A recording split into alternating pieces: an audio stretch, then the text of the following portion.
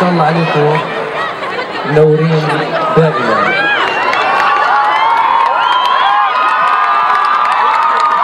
دائما بيحكوا مثل هيك صغير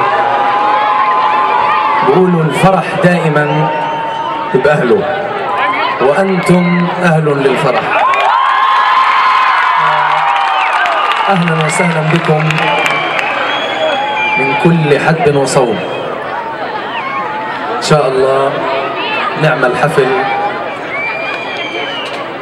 يليق بكم بأهلنا وكل العرب الموجودين هنا. كل التحية لكم من كل مكان. يعني دائما كانوا بيقولوا لي كيف بدك تيجي تعمل حفلة بالناصرة؟ قلت لهم حروح وحاعمل حفلة لأهلنا وأحبتنا وللناس اللي دعمتنا وكانت سبب رئيسي في النجاح اللي شفناه جميعا. هذا النجاح للمرة المليون وللمرة ال10 مليون أهديه لكم ولكل اللي دعموني وصوتوا لي من خلال أرب بايدن. الله يسعد مساكم. يعني تعجز الكلمات.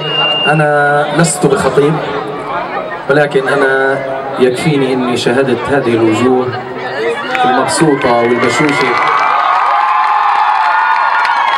أهلا وسهلا فيكم جميعا. شكر